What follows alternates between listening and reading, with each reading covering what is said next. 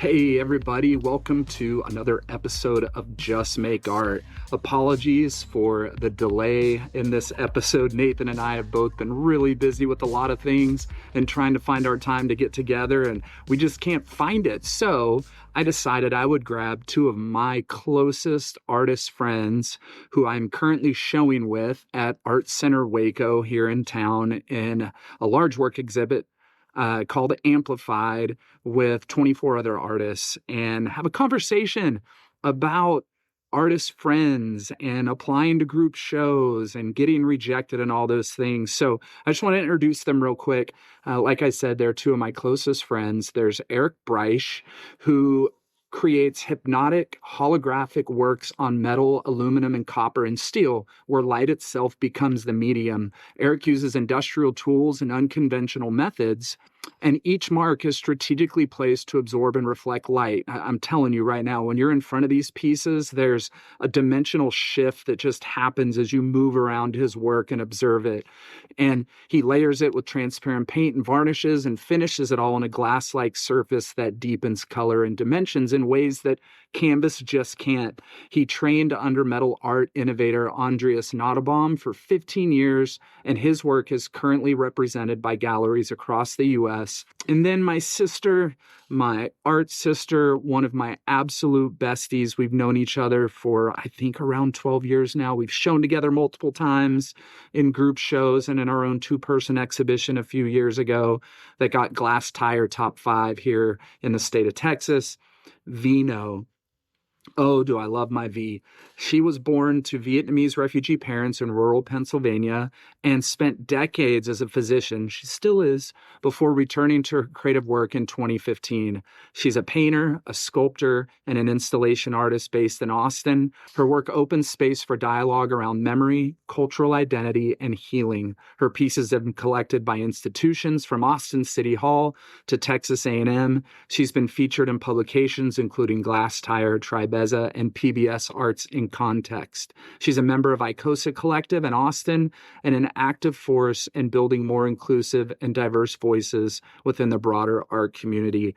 It is with absolute pleasure and a full heart of love that I bring you this episode and my conversation with V and Eric. I hope you enjoy it. And Nathan and I will be back soon with an incredible episode coming your way in a few weeks.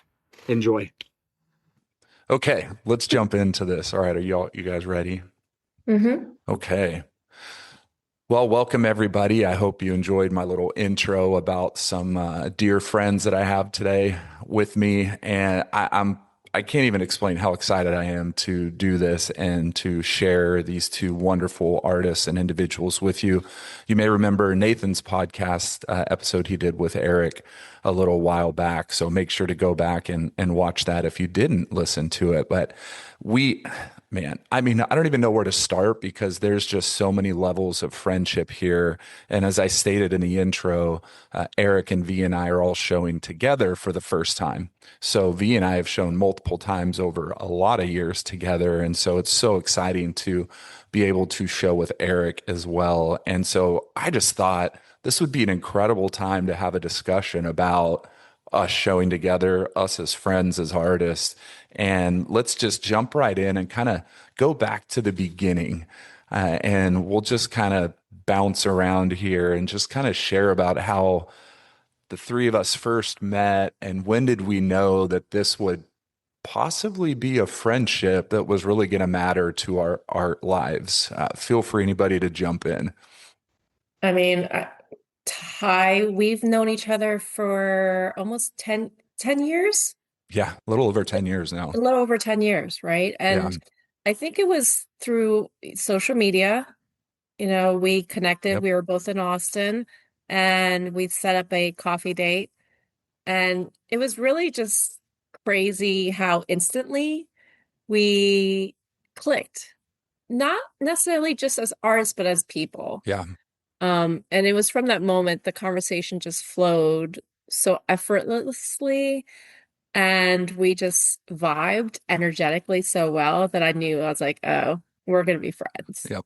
Yeah, that's interesting. I don't know if I've ever told you this, Ty, but so I guess it was Man, I was in your program in 2021, so this must have been Gosh. 2020. I went on this weekend little getaway with my ex, and we went to Dripping Springs and we rented this little cabin. And I remember one morning we were sitting out on the balcony, and we I was looking through Instagram for whatever reason, and I ran across one of your videos, and I remember showing her your video, and I said, "Oh my God, I love this artist. I love his work, but I also love the way that he is making videos and sharing his videos." And I would watch them, on a it would always come up in my feed, and so I shared that with her, and then literally, I want to say it was just, I don't know if it was a couple weeks or a month or what, but your first announcement for your program came out, and it was kind of like the universe opening its doors, and it was like, here's the first program ever that I'm going to, open it up to the public, and I'm gonna be a mentor. And I remember, applying for that. And so we didn't start a friendship as we knew each other. We didn't ever meet in person. Our Yeah. our meeting was actually through your program. Yep. Um, and I knew that I didn't know what I was going to get out of that, but I knew that just through your content and through what I thought I was going to get from the program, which turned out to be much different, was going to be really special. So yeah, we didn't start off on like a friendship term, really. Yeah, it's interesting how these things work when you're kind of brought together with other artists because you just never know. You know, are you going to click? Are you going to fit? Like we're all different people and but having that common denominator of art and a passion for something, I think for V and I when we met the first time, it was just, hey, let's hang out. We're both artists. We're both pretty new to Austin.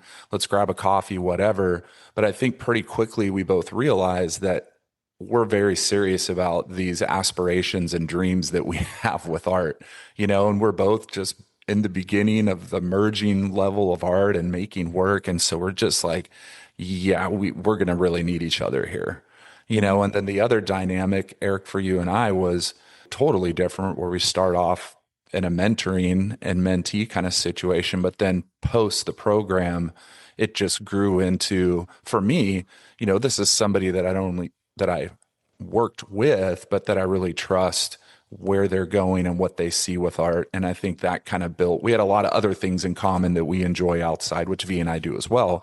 But I think that denominator was like, okay, let's kind of start discussing these things and talking about art and doing these things more than the relationship that we started with. And it's so exciting. And, you lead that to all of a sudden, we all three have work in the same room at Art Center Waco in the Amplified exhibition. And so, what does it feel like? And this is general, it doesn't have to be this show, but what does it feel like to walk into a room and your work is hanging alongside artists that you genuinely love and respect?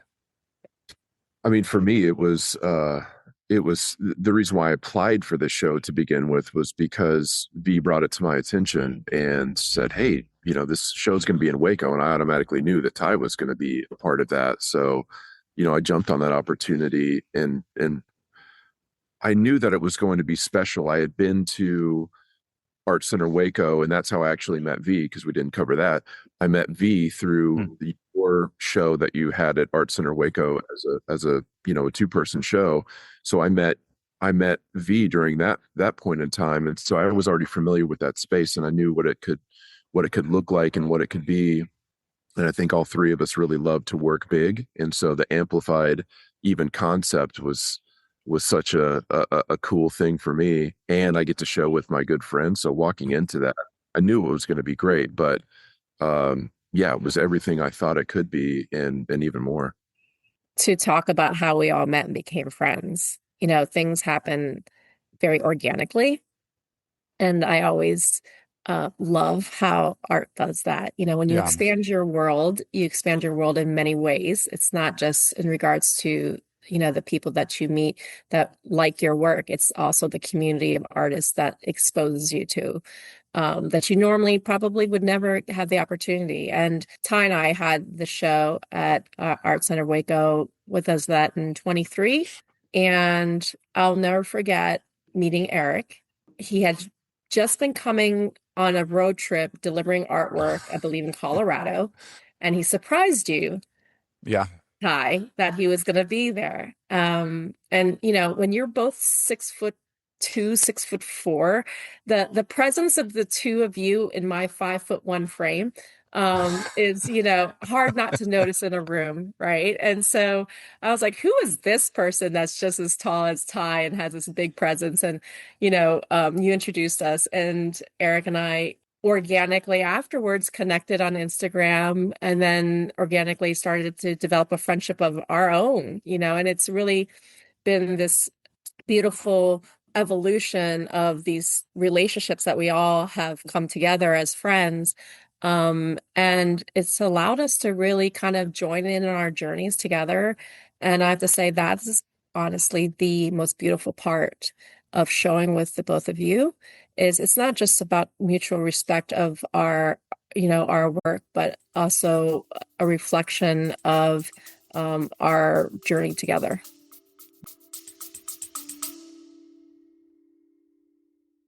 Hey everybody, just wanted to take a quick second and ask you to leave us a review or a comment. It would absolutely help us in the podcast if you would do that, and take a second and share it with a friend too.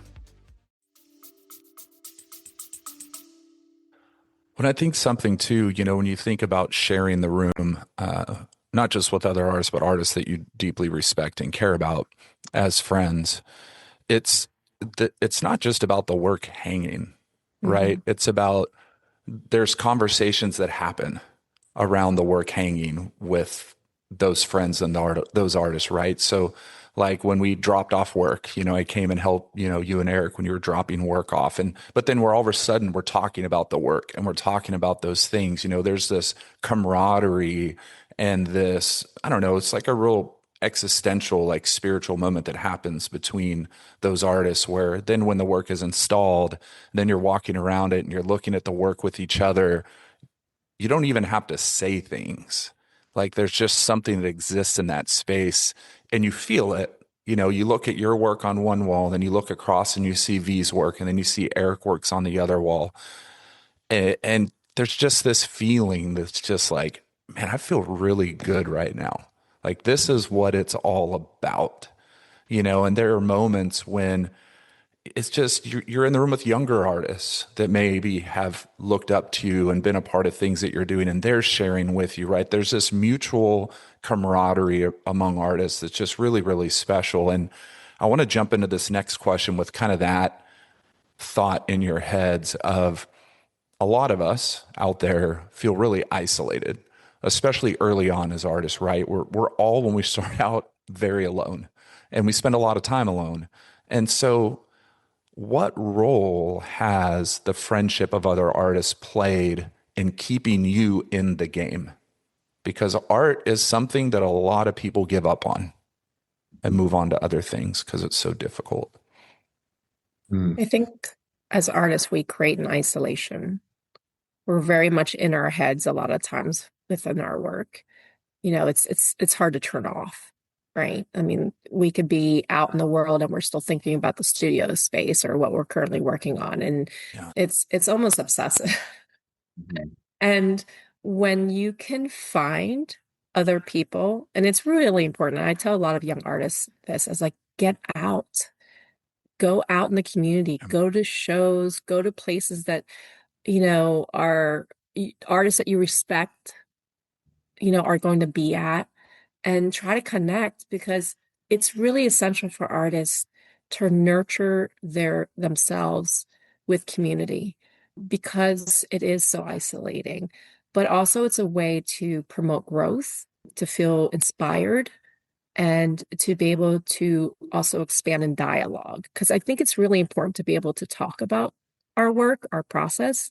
It allows us to see and reflect back, and give us information on our own work, but also learn from others.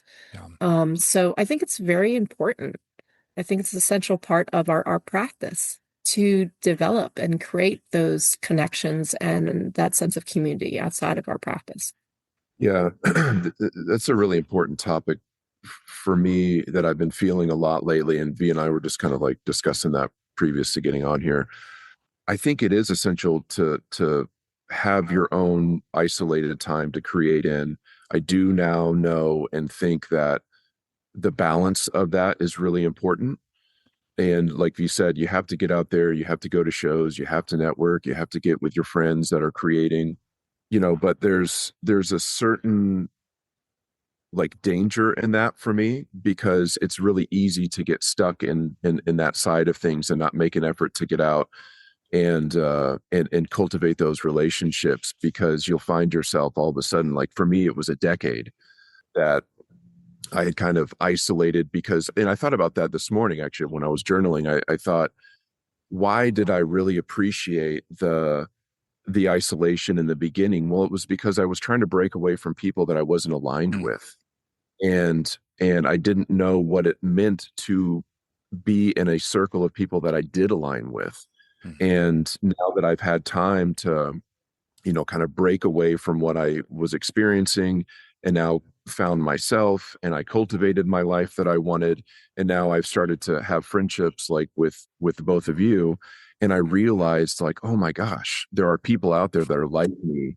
And when I do connect in that way, it is such a valuable experience that now, when I'm too isolated, I really miss that, and I really long for it. And I went through this training this week around sound healing. It didn't really have to do with art. It was sound healing with a group of very like-minded individuals, and it was very intense, and it was such a life-changing experience for me that when I came out of it and back into my isolation, it was like, oh no, I'm back in it. And now I'm starting to see what those experiences mean. And you guys can probably relate, like the post-show blues, right? You build up your show, you have this great opening, everybody celebrates, and then you go back home to your studio. Yep. And you're back into isolation. So I think this is a really important topic that a lot of artists probably struggle with, and they don't even know that they are struggling with it, because I didn't know. And you don't know that until you go out and you build that life that you really want. Well, in the importance, I tell my artists all the time, like the number one most important thing is your work, is working, making the work. The second most important thing is your network. So the two go hand in hand. One is vital, spending that time alone making the work. The next thing is, if you're not building a network, there's nowhere for that number one to go. Yeah. And also, you're only as strong as you. And that's not very strong. If you don't have others around you, those like-minded artists, those people that you trust and you're willing to be vulnerable with your work, you're not going to grow outside of who you are in that moment. And if we're only doing the work by ourselves and we're not learning and listening around another community of artists that's able to feed into us, we're only this big, but having those other people around us help us grow as artists, help us grow as individuals too. And I think one of the most important parts of that is being able to be challenged or pushed by those artist friends. Like, you need that push, you need that challenge for them, you need that gusto. All of our time is different in the studio. Some of us need a little more of that energy to push us because our time is minimal. Others have a whole lot of time, so it's easy for us to fall into apathy in moments, and so have you ever been pushed or challenged in any way by artist friends that may have been uncomfortable, but it was very necessary? I know I have. Yeah. I'm going to let Eric answer that one. Well, what's really funny is the two artist friends that challenged me the most are on this call. So like, this is a really great topic to discuss, and in very different ways, because Ty, your program was a great example of that. Like, I had already been a full-time artist for, I guess it was almost 5 years by the time I took your program. And I was in this space of kind of like being stuck in a way. And I felt like I needed to have something that like really shook me up. And I didn't know what your program was going to be like. But when I got into that, the biggest thing that I took away from that whole experience was not only community and network and getting feedback, but the permission to go out and explore and create And I wasn't giving myself that permission, and I didn't really know how to. And I felt like after that program, everything opened up for me. And you challenged me on those one-on-ones to really go out and try something new. And yeah, you've been successful in the things that you've been doing, but you are admittedly kind of getting burnt out on that. So what are you going to do next? And this is a marathon and not a sprint. Mhm. So how does that last? How do you keep evolving and challenging yourself? And that was a huge moment for me. So you've been a real center for that kind of pushing and exploration in a very good way. And you have to learn to have thick skin, take criticism. And I think that's where V comes in. Because she's very honest, and not she doesn't hold back, and I really appreciate that about her. And we were driving home from the install from this show, and we were talking about, I'm doing this body of work right now that I haven't really shared, and I'm about to go to Scottsdale and show it for the first time. And she really pushed me in some ideas about what is it about? How do you separate yourself from artists that have come before you that are using that medium, and all of these things that I've been struggling with personally, and trying to kind of rationalize that, and to hear somebody else come in and actually, push those buttons. It's so important because it makes you confront that. And as much as you want to defend, I had to sit back and be like, okay, I hear you. And I need to think about that. And we all, as artists, have to grow through those painful moments. And where we start a body of work doesn't mean that's where it's going to end up. It has to evolve. And you have to start somewhere. And that evolution is just going to happen over time if you choose to stick with it. But in the beginning, it can be really confronting to hear somebody challenge you. And I think you just have to take it in and really hear it for what it is. I think it's a different experience when you are taking feedback and crit from someone you feel safe with, like friends that are artists that, fundamentally it's the friendship, right? And it's the respect. And then you have this journey that you both are sharing.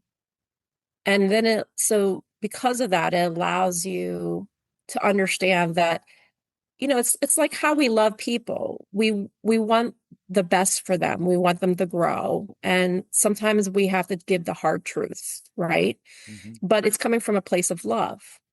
It's the same thing with the friendships that we have here with artists, where we can be, truthful with each other, and we can understand that it comes from a place of love because we want to motivate each other to grow and to think beyond ourselves, or to ask the hard questions, or, to look at the darker parts of ourselves that we're not maybe addressing, that, are keeping us, holding us back in our practice.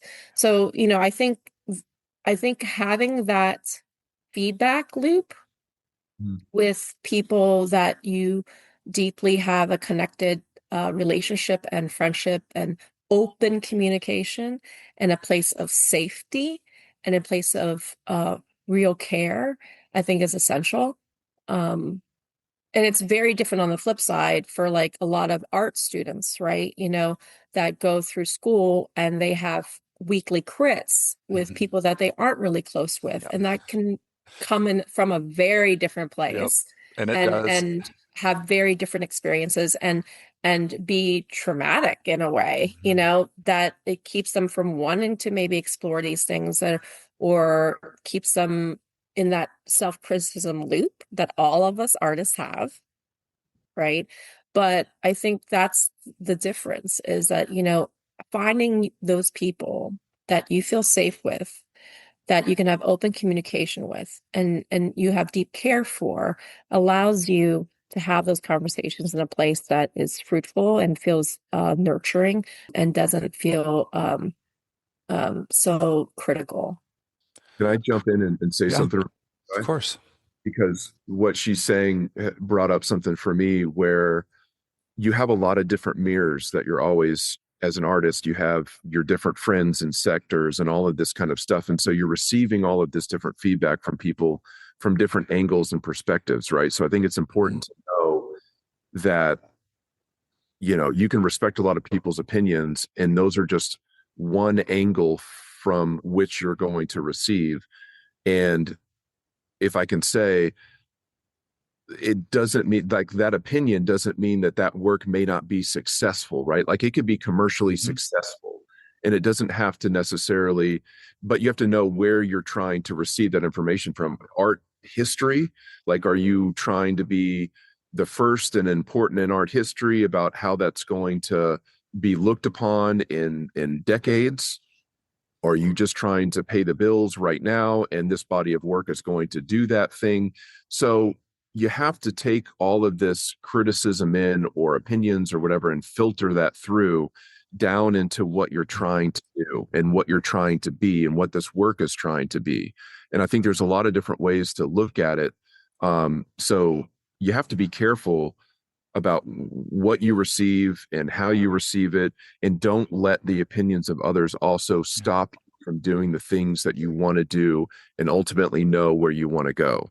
So I just wanted to throw that out there. Yeah, you can't take everything as truth, right? Like, you still have to go back and sit in your studio and look at your work, like you said, and filter it all and say, yeah, I mean, well, I don't really agree with Eric with what he said there. Oh, maybe a little bit of what V said really is true about this. Well, why do I not agree with what Eric's saying? Maybe there's true. I don't know. But we have to take that moment to go back, even with our trusted community, and still filter it all and look at the work and then make our own decision in the end. And it's like the history of art. This is why community is so important.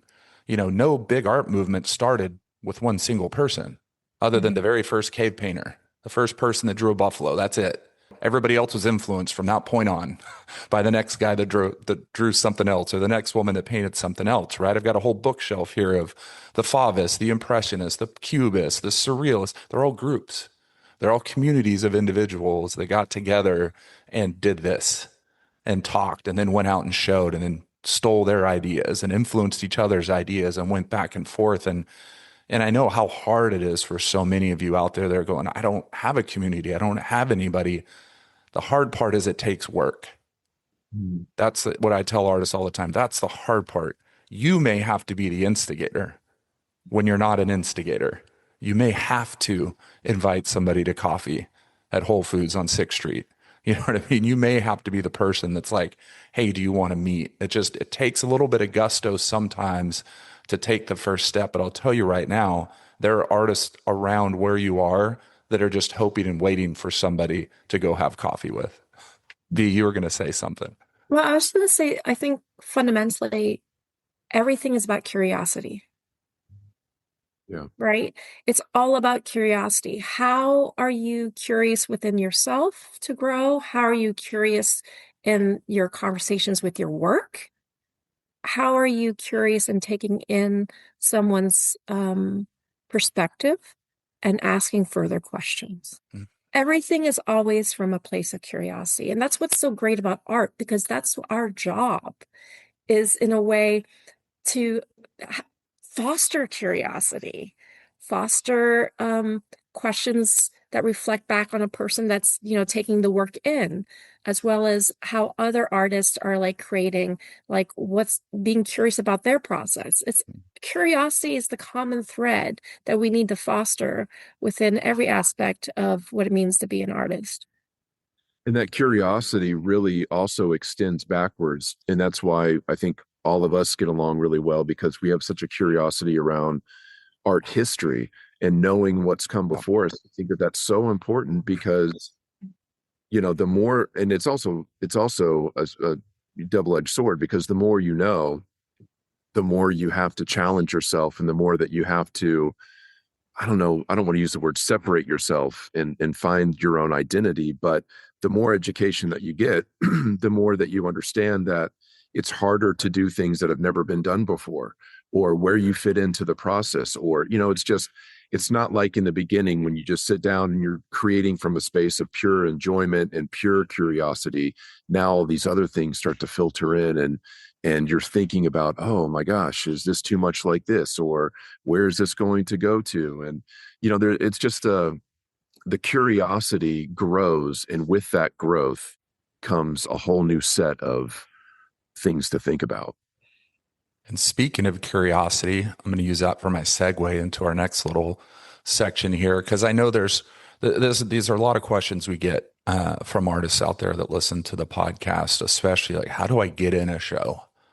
How in the world do I select work that I might want to put in a show? Those are things that, I mean, I'm literally filling out residency applications, and it takes me a week or two to decide what 8 paintings I'm going to submit, because all of a sudden I get the 8 that I think are the strongest. And then I look at them and I go, oh man, I need to go through my work again and pick some different ones.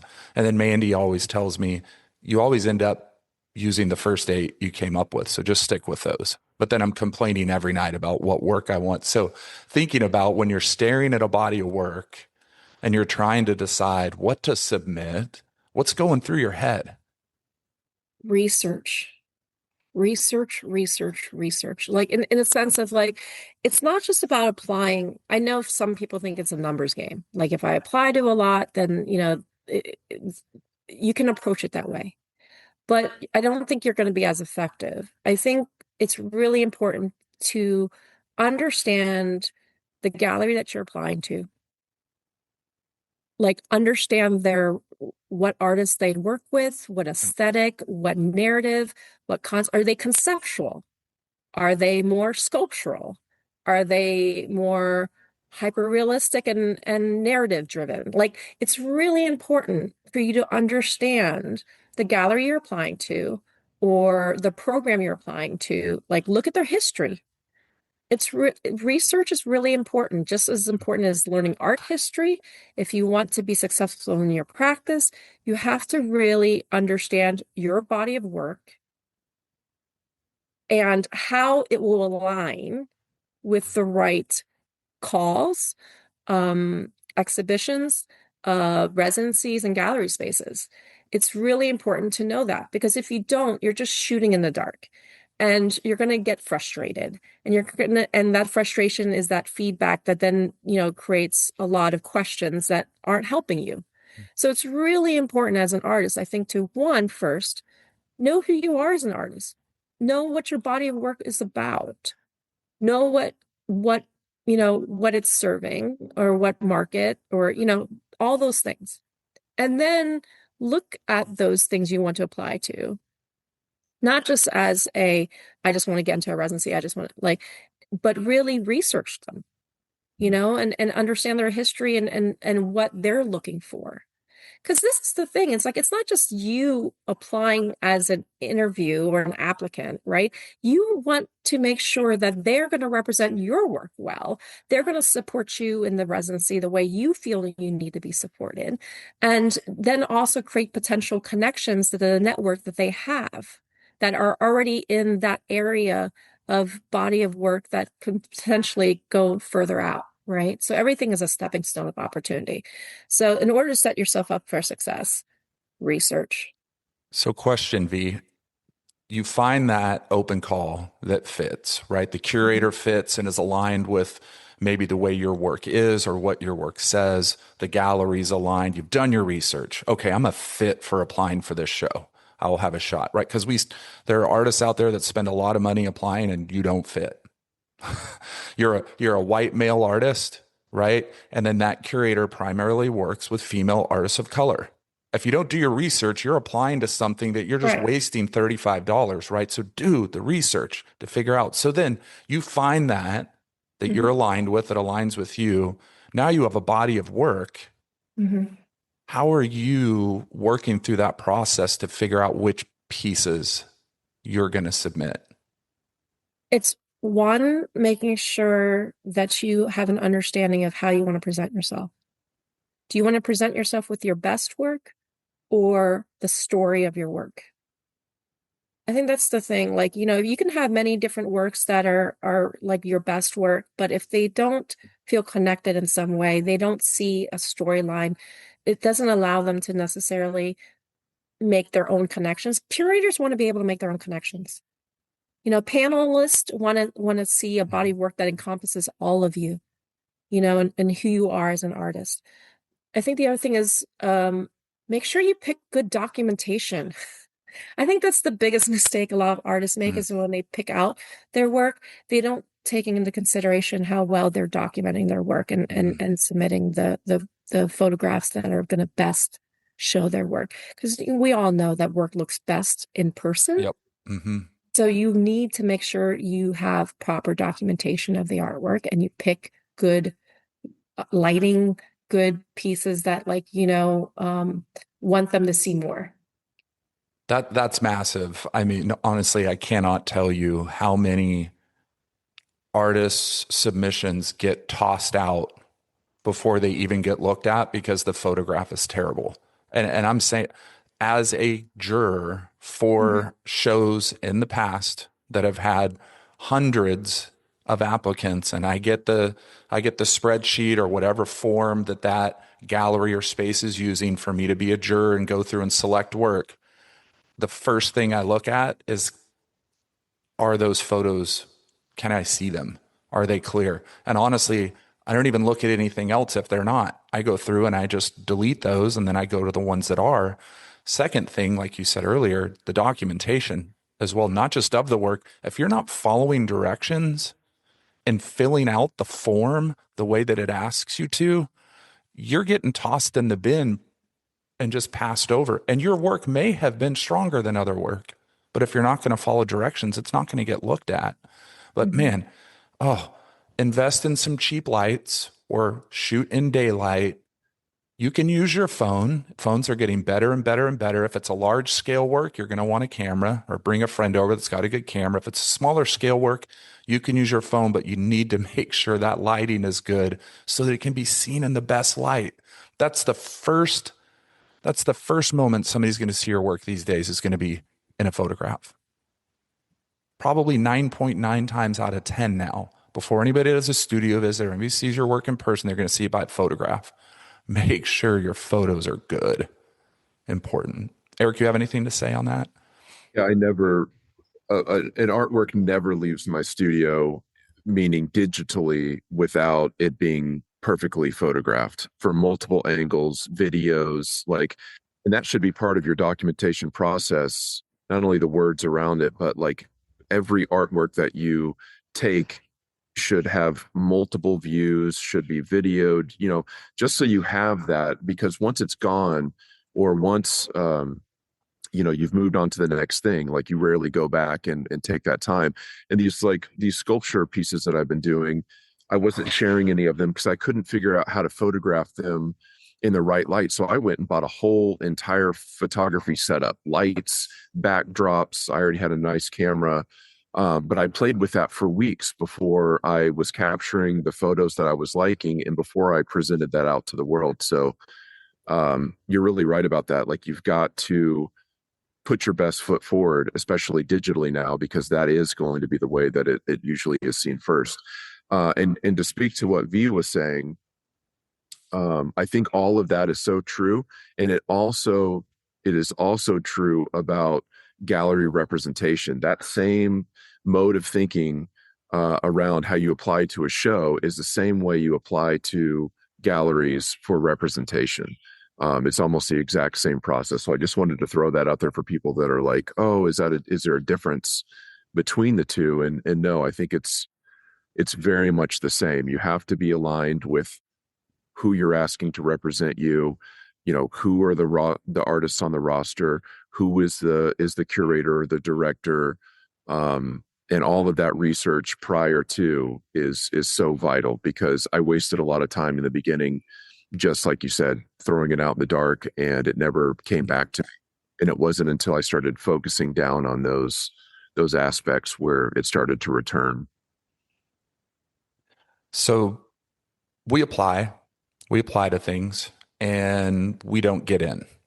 And even though I'm sure I can say this for the three of us, we don't have as many expectations as maybe we did earlier on, where every time you apply, you're like, this is it, I'm going to get it. This is it. Yeah, I'm going to get it. And then you don't, right? So you kind of learn, I'm applying. If I get it, I'm excited. If I don't, that's just the way it goes. But rejection sucks.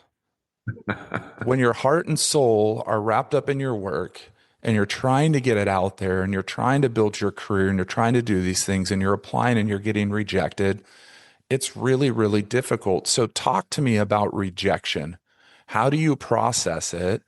And how do you just keep submitting anyways? Because I know a lot of artists younger, they're devastated when they don't get in to things. So how do each of you process those moments and handle rejection? I think what's so great about the art life is that really it's just a reflection of real life. It really is. It's such a teacher. It's such a teacher in all the aspects of who you are as a human being, right? And so it's really important for us to learn, how we take that feedback in life in general. I'll never forget the first time I applied to something. I applied to it from my phone with a picture of the piece. Totally didn't expect anything. Mm-hmm. Just was like, this looks like something I would love to try for. And I did it. And it was like within the first year of my practice, like real early, forgot about it completely. And then like a few weeks later, a guy noticed that I was a semifinalist. And I was just like, wait, what? And I think because of that feeling that I had, where I went in without expectation, I allowed myself to be surprised, but I also didn't set myself up for disappointment. I've learned in life that if you go into things without expectation, you allow there to be more possibility. If you go in with expectation, you're limiting yourself. Mm-hmm. Because you're only setting yourself up for one thing, either a yes or a no. So it's going to be a disappointment, right? But if you approach it from a place of without expectation, even if you don't get it, you're like, okay, well, maybe the curator had a specific idea in mind, right, and saw all these works lined up in a certain way, and yours just didn't fit the narrative. Yep. Or the aesthetic that they were looking for. And not taking it personally, but more of a feedback of what could I do differently? Or maybe that just wasn't my opportunity. I really do believe that if you work, and like you say, Ty, always, it's about the work. If you really just focus on the work, the alignment of when the yeses happen will happen. Yeah. But you have to be brave and vulnerable to put yourself out there. And that's with every aspect of your life, right? Relationships, jobs, or whatever it is. You have to put yourself out there and be willing to risk the potentiality of it not working out, but being able to take it as feedback to, more of a reflection of where you can grow as a person, where you can grow as an artist, or maybe just motivate you to, keep going, keep applying to things, knowing as long as the work is strong and you believe in your work, that it will happen. But releasing expectation, honestly, is the biggest lesson for me in all aspects of my life. And it's really helped me navigate those situations. I love what you said about doing the work, because I think it's Sister Maria Corita Kent that said it's the people who do the work all the time that things happen for. I don't know if there's just a magic quality in the people that are doing a whole lot of work all the time where things happen, but there is something about it. And it's probably because their work reaches stronger moments at a more rapid rate than those who are not doing work all the time. And I'm not saying full-time 20 hours a week. I'm just saying when you have time in your schedule and in you're being focused and making work in that time. Yeah. Eric, how about you with rejection? Yeah. Number one, you have to have the confidence in your work and your practice. And I've learned over the years, and I didn't have this in the beginning, but when I experience rejection, I just kind of fall back on myself and I reestablish that belief in what I'm doing and say, for whatever reason, because sometimes you don't know, you don't get the feedback, you don't understand why you don't get picked. But at the end of the day, you have to believe firmly and truthfully in what it is that you're doing. And eventually, I do believe that you will get your opportunity to show or to share in whatever way that might be, shows or, whatever that is. I probably, out of the three of us, have been the least experienced in open calls. I don't do a lot of open calls. Um, and I don't apply for like residencies. And maybe we can speak about that. I don't apply for residencies because the type of work that I've traditionally done requires a pretty industrial setup. So I can't go to, Canada and bring the things with me that I need to bring in order to finish work. I could probably start a new medium and just like play around and try, but it wouldn't be in the vein of what I do now. So I don't do a lot of residency. I've never applied for residency, actually. Anderson Ranch, baby. You need to be applying for Anderson Ranch and get in there. Talk to you about that, yeah, and more that the whatever that one is. But as far as open calls go, maybe there was a certain level of laziness when it came to that for me. Laziness and also maybe a fear of rejection. That maybe I got rejected early on and I was just like, oh, I'm just not going to do those anymore because I don't understand the process. But what it really turned into for me was, I work with 5 different galleries across the US right now. And so all the work that I was mostly doing was going to those galleries. So I didn't even have a body of work to select from to be able to, put those calls out there. So for many years, I was just maybe telling myself a story that, oh, I'm being busy and the only world that I'm really interested in is the gallery world. And so whatever I'm creating and doing is going to be just in those venues. And maybe that was the level of output because I don't do, I don't create 100 paintings a year, 100 sculptures or whatever. That number is growing, but it was limited in my output. So maybe that drove me from just not applying to those things. But in terms of rejection, I have a very specific story. I went to Dallas a couple of years ago. We went for a concert. We were killing time. We were walking through the design district over there where all the galleries are. And we walked into this one really big gallery and I met the director and I met the owner and we had this great hour-long conversation. And I walked out of there like on cloud 9. I was like, oh, this is it. I got it. And when we walked out of there, we went to some other galleries and we went into this one gallery called Ferrari Gallery. And it was a small gallery and the owner was there, Deborah Ferrari.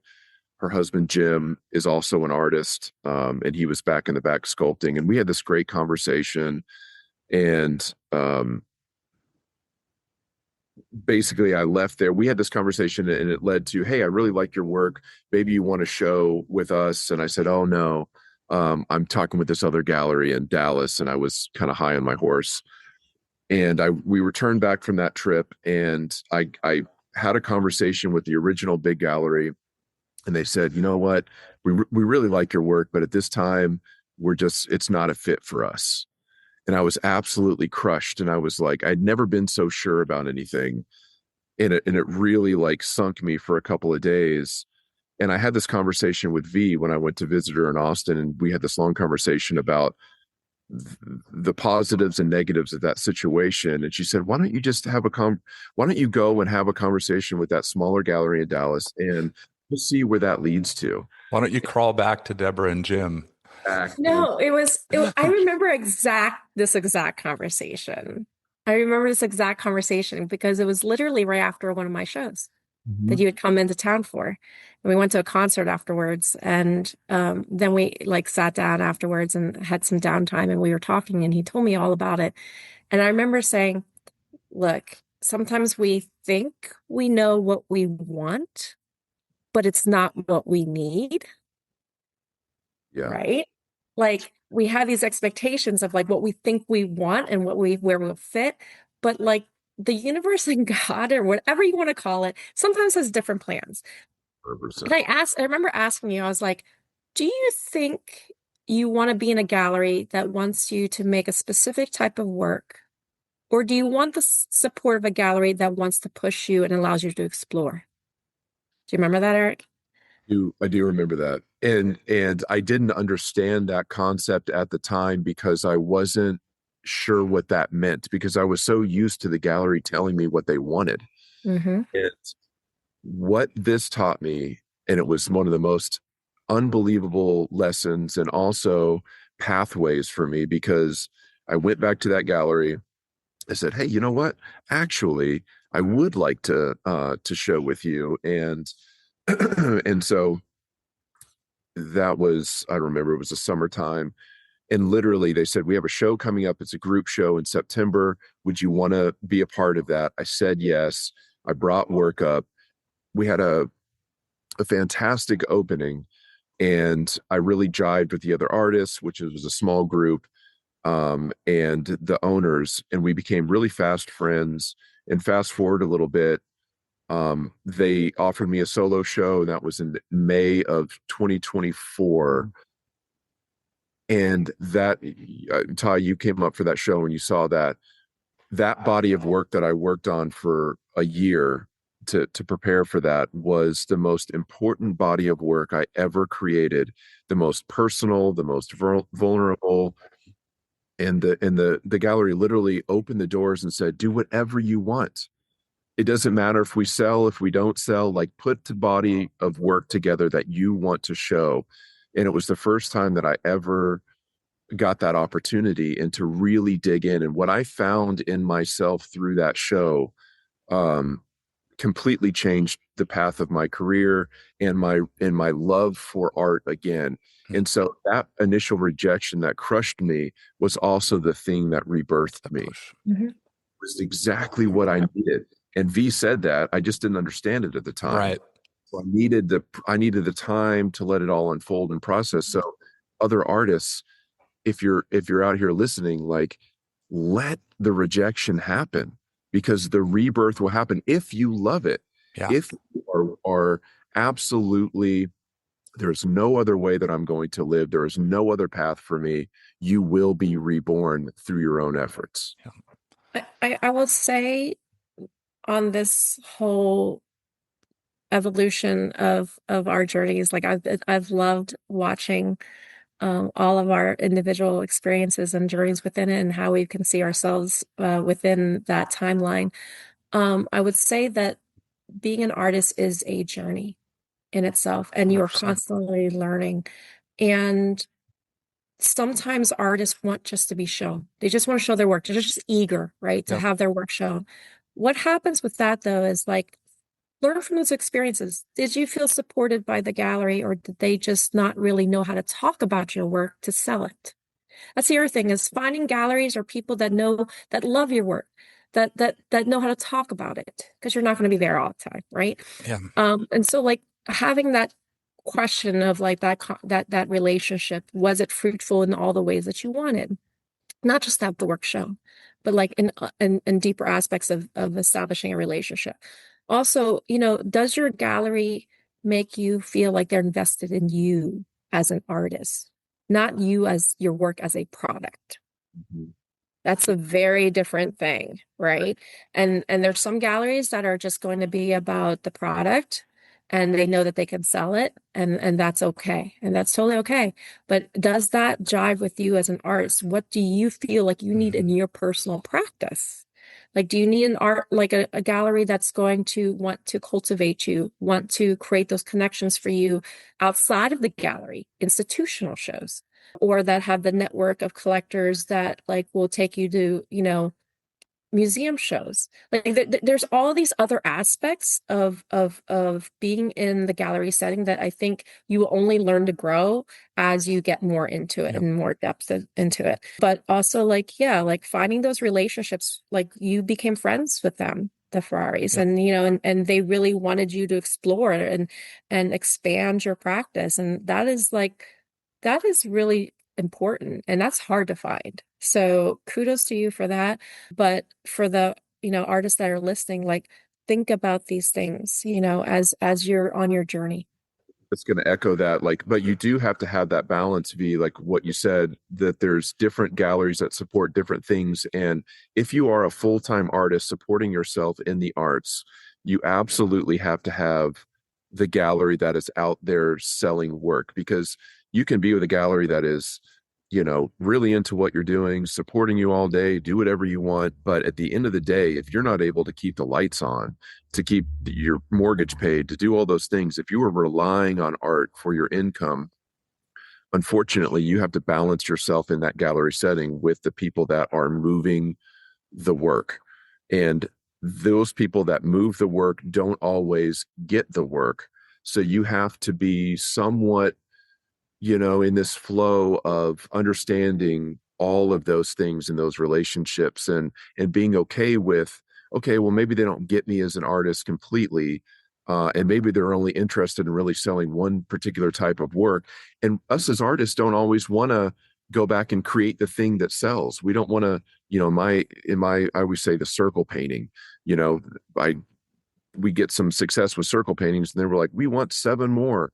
And you don't want to go back and make those paintings. But if you want to create the body of work that you want to create, you have to be able to support it.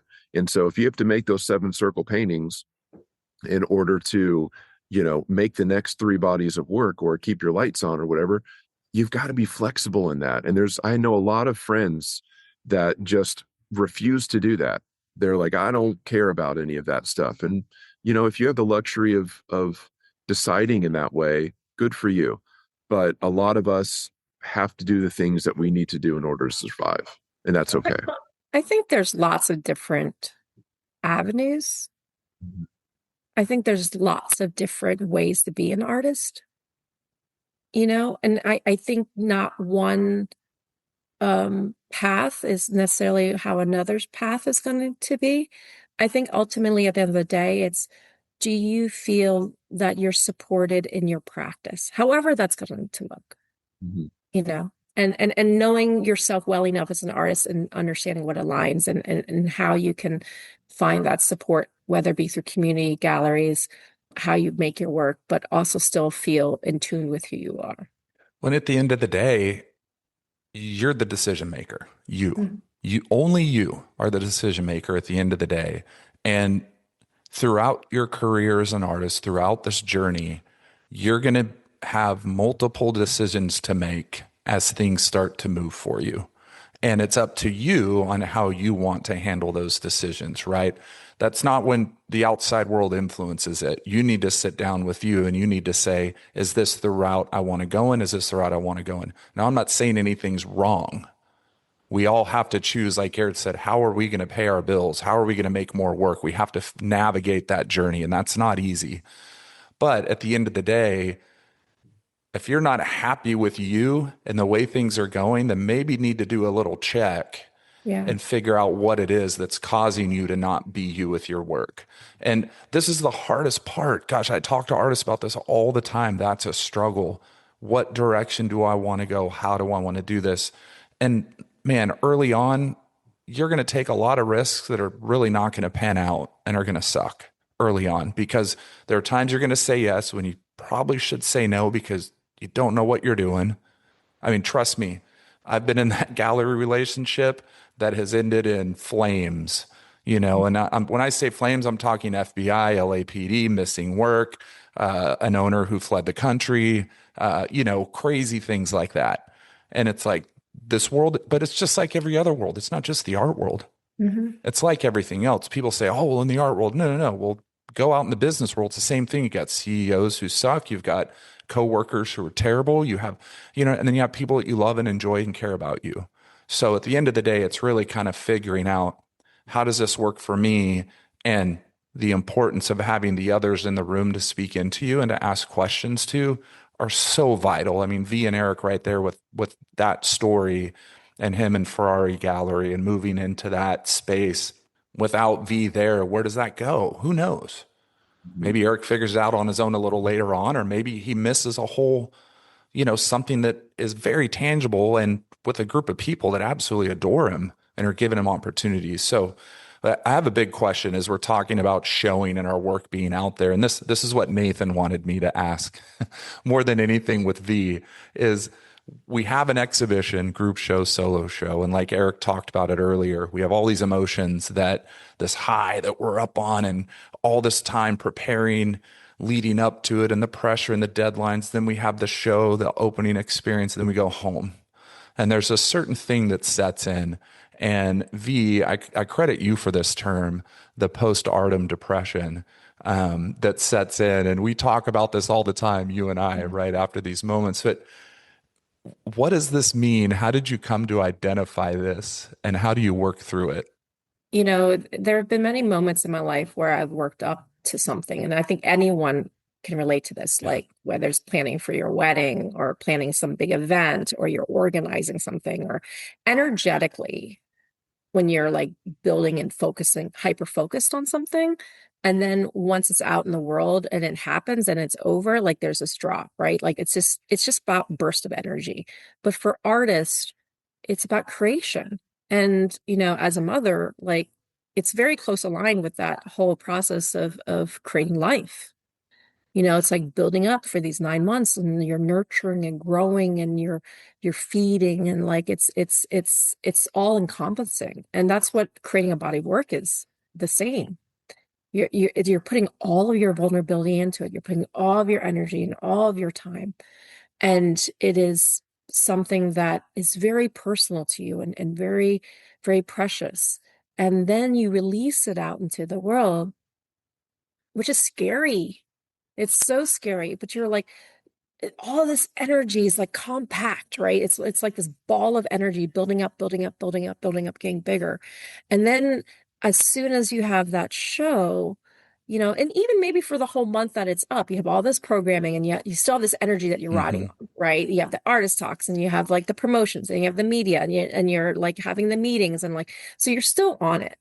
It's really more when you take it down. that when you take it down and you have to bring it back into your studio. Like maybe not all of it comes back, but a lot of it does, or maybe all of it does, whatever. But it's the coming home and now it's like sitting there and it just hits you like this thing, like with, ooh, it's like, you're left with this high and then you have that low where you were expending all this energy and now all that energy that you put onto the world comes home and you don't know what to do with it. And everything that goes up must come down. It's the yin and yang of life. With suffering, there's pain, but there's joy and happiness, right? Like there's always this pendulum swing that happens. And postpartum depression is a real thing. And I don't want artists to feel bad about it. Right. Can we please normalize this process? And celebrate it in a way. It's okay to grieve. It's okay to feel heavy, that you put all your vulnerability out there, but also like remind yourself you were brave. I'm talking like a mom.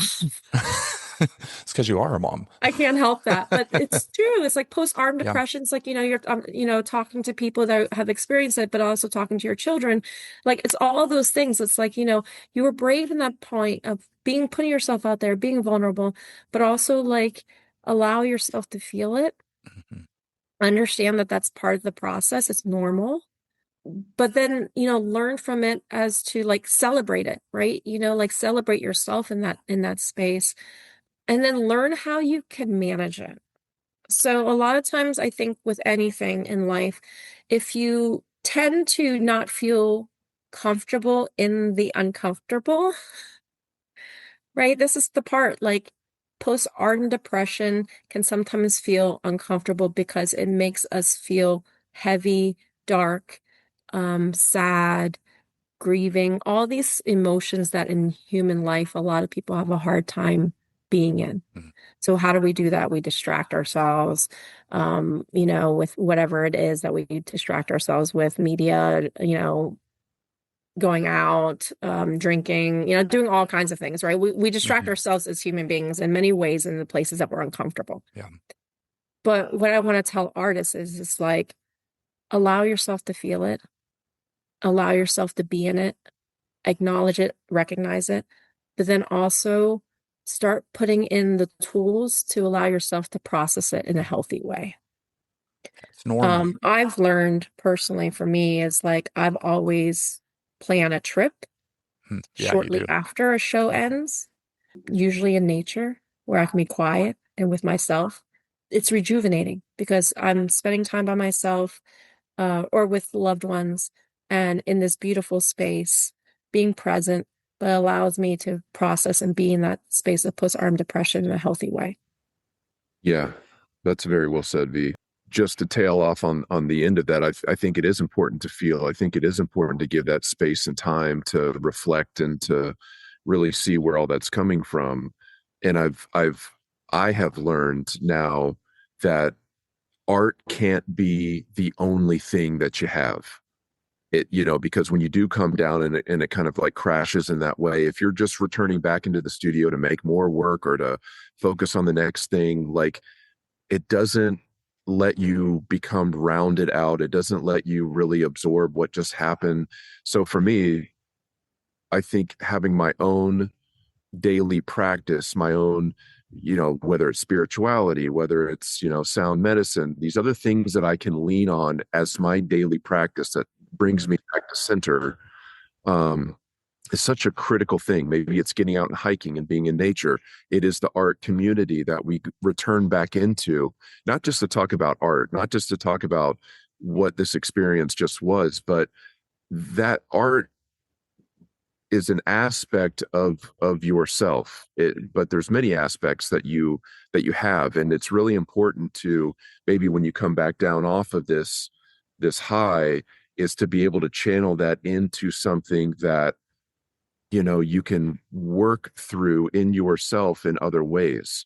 And I just really think it's important to be a well-rounded human being, in order to process these types of events. And we're used to seeing artists that came before us, like, you think of Pollock, you think of Rothko, you think of, so many artists that struggled in their lives and just had miserable existences. And as romantic as that is, and maybe it channeled in their art, is that what made their art great? Well, I don't know. Maybe, did Van Gogh have to cut his ear off in order to, work through something? Maybe. But what I'm finding is the suffering that I thought that I had to go through is somewhat unnecessary.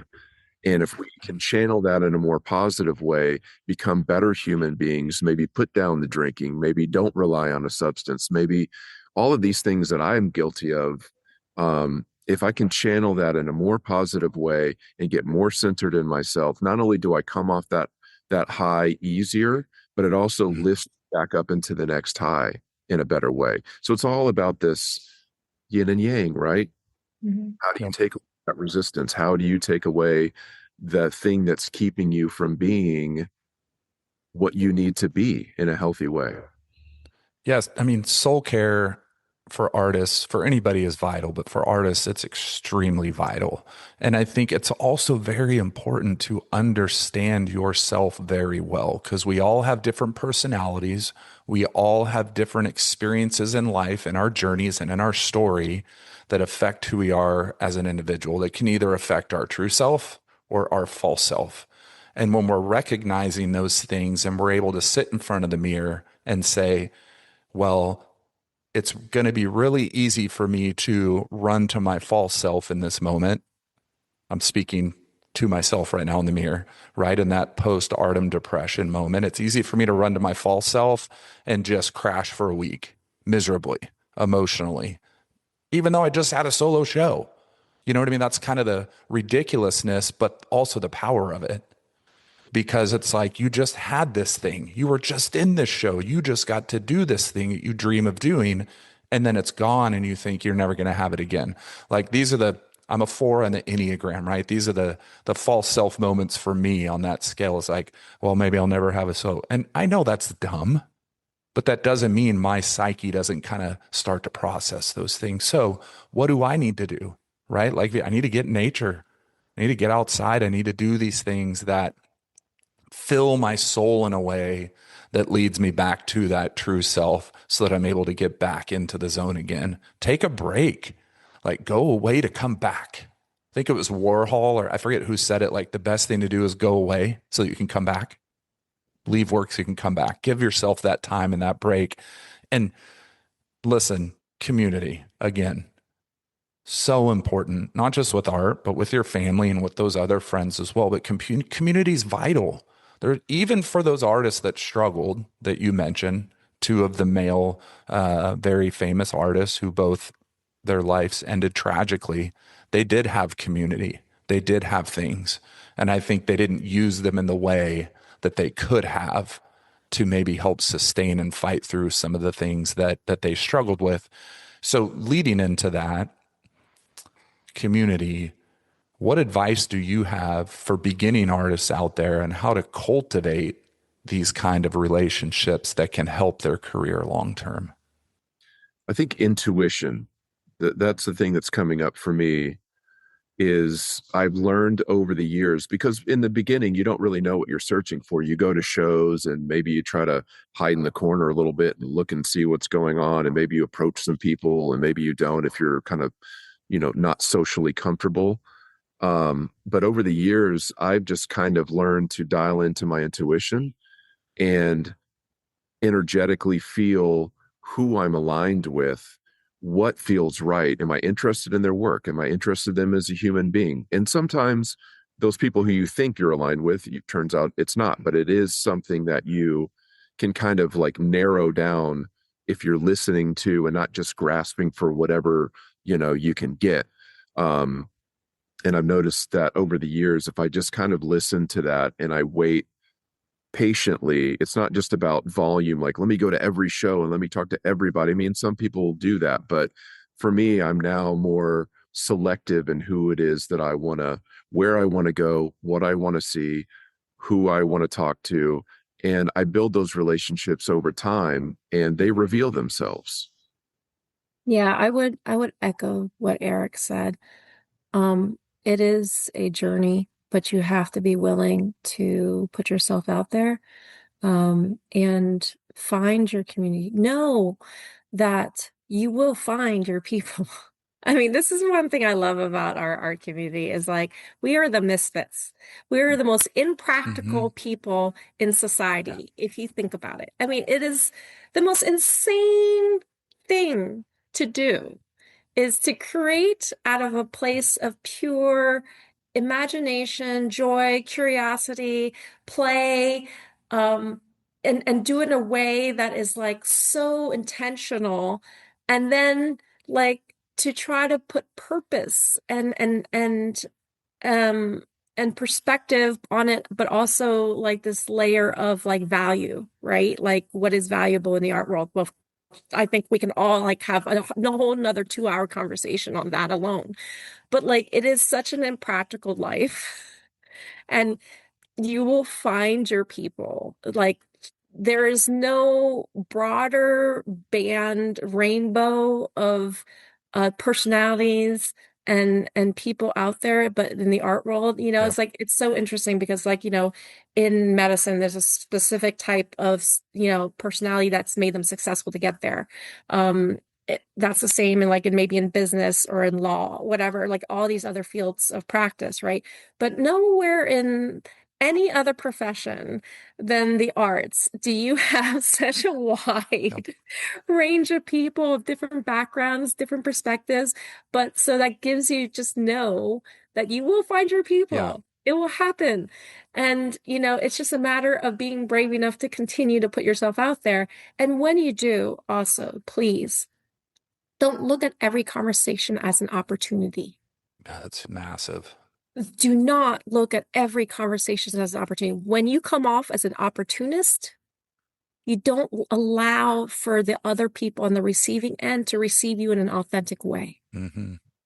Okay. And it's really important that not only do we present our work authentically, but ourselves. And I think when you allow things to organically happen, as in that relationship that Eric had with the Ferraris, like that's when you start to feel things align. If you feel resistance in anything, take that as feedback. Resistance sometimes is telling you a lot more of where you don't belong. And don't push yourself into Yeah. spaces.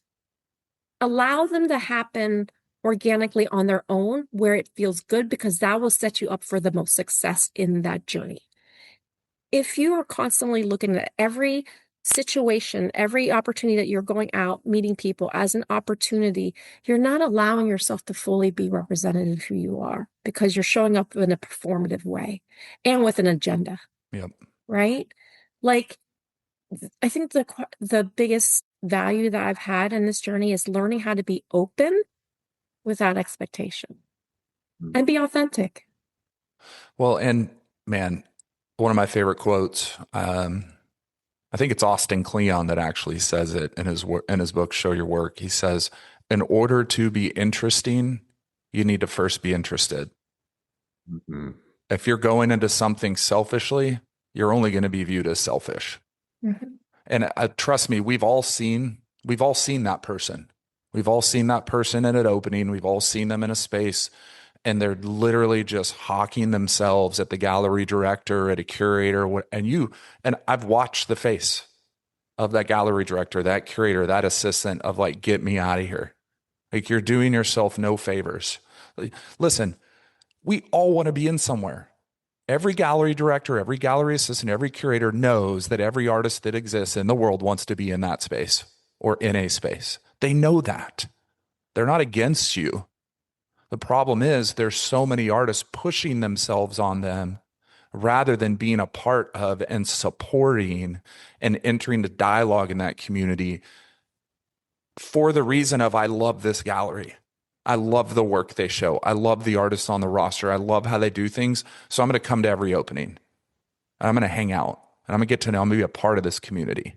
Well, what happens usually down the road, they recognize you. They know you. You're there in an unselfish manner for a long period of time and you're committed to being there and supporting them. They're going to end up asking you the question, hey, see, all the time, I'm so-and-so. Oh, I'm V. I'm Eric. It's great to meet you. Are you an artist? They're not dumb. These people are intelligent. They know the world. They know their world that they're in.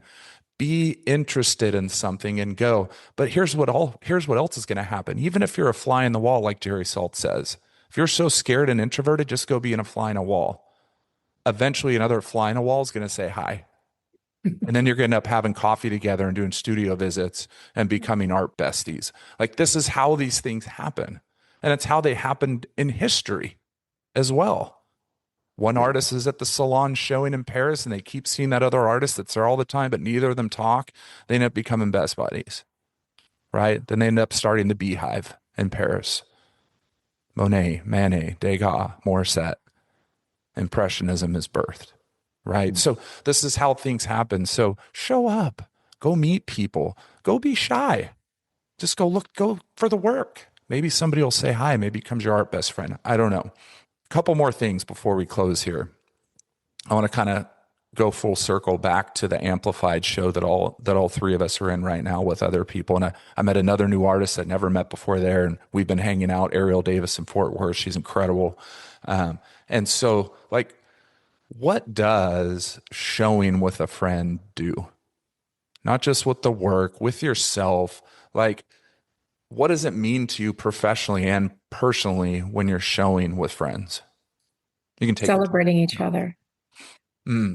I mean, I think that's the fruit of it for me, and I've had other communities of friends. I'm in ICOSA, which is a collective, and we support each other, and that's a different type of relationship as well. Like, Ty, we've talked about the difference between friends who are artists and artist friends. Mm-hmm. There's a difference there, right? Yeah. But it doesn't matter because that's still a community as well.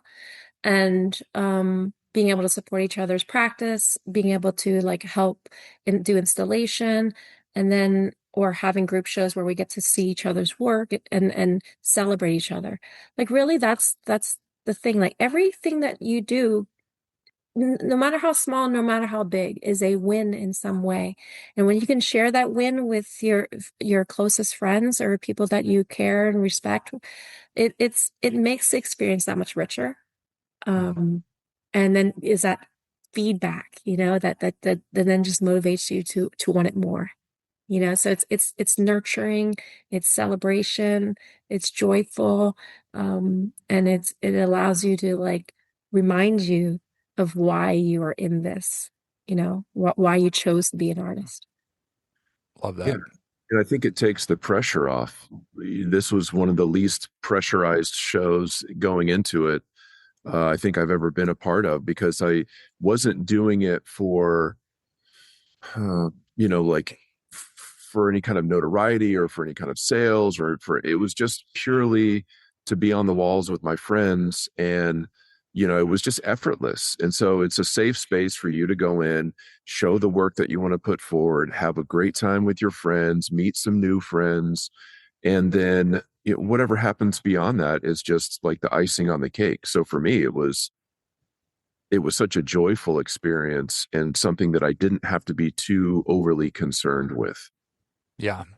When I think I love celebration, Mhm. because, we talked about rejection. We talked about those things, postpartum depression, those things. It's really easy for an artist's life to be kind of void of celebration, right? Because when you make a sale, you can tell it to your partner, you can tell it to your spouse or your best friend who's not an artist, and they don't understand how massive that is in your life to get into a show or to sell a work of art or to get into a residency or be invited on an art podcast, whatever that may be. Having people to celebrate those things with that understand it, right? It's like you go to another country and you come back home and you're trying to tell your friends about your experience, the food I ate, the smells, the people, the line. They have no clue. They just go, cool, that sounds amazing. And inside you're going, oh, man, I just want them to feel it and know it. That's how we feel as artists, right? When we can't share that with anybody that really understands. And so, that there are multiple friends I have in this show, not just you two, right? Spencer Welsh, Focus Lily, Winter Rosalowski, John Storm, Russ. There are multiple artists that I know from Waco as well that I'm sharing that space with too. And it brings me so much joy to be able to walk in with other artist friends and just go, man, I'm so excited to be showing. It just does something. Just does something really special. And I think too, there's one experience from the show. There's an artist who showed for the very first time, his Yeah. first time ever showing work, and the work sold. And I think it's the only piece in the whole exhibition that sold on opening night. And I know each of us were celebrating with him in that sale and kind of going, no, no, no. We're going to stand here right now and tell you how amazing this is and how incredible it is to sell a work and show your first piece in the first night in an incredible space like this. Like, it's magic, and how fun to be able to share that with another artist that you know. Um, just closing off real quick. This has been, I mean, a joy for me, because anytime I get to hang out with you two together, which we get to often, not all the time, but often, and especially in the last 2 years, we've got to do it quite a bit, which is really fun because V's in Austin, Eric's in San Antonio, I'm in Waco, we're all in Texas, so it's an easy little 1, 2, 3 down 35 to hang out. But find ways to do things with your artist friends out there. V and I have showed in empty houses together.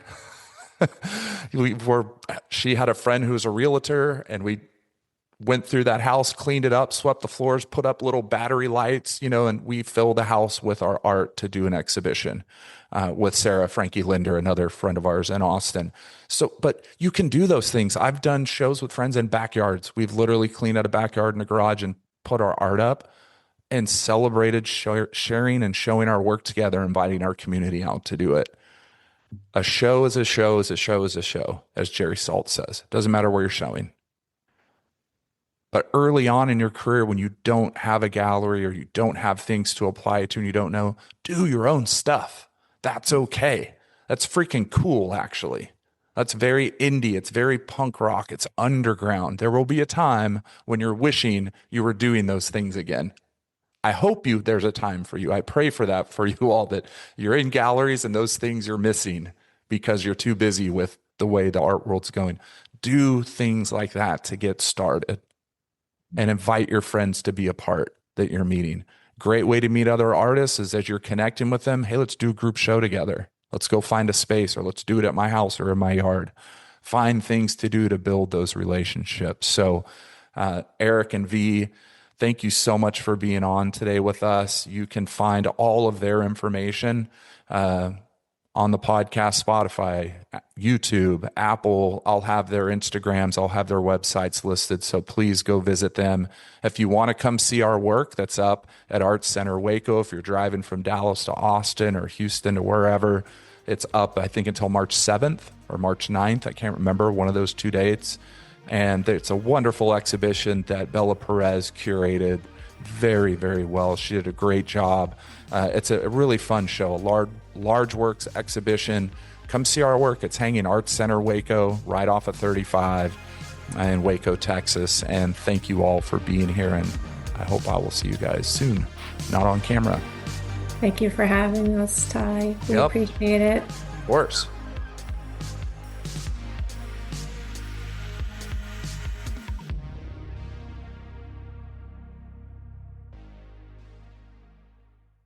Hey, pardon the interruption. We just want to ask your help with something. We are really bad at remembering to do this, but if you could, leave us a positive review, leave us a comment, go over and follow us on Instagram, on YouTube. Ty does a phenomenal job with the edit of sharing video and stills of the work and the artists that we discuss. We would really like to grow this thing and would like to ask for your help in doing that. Thanks. Back to the episode.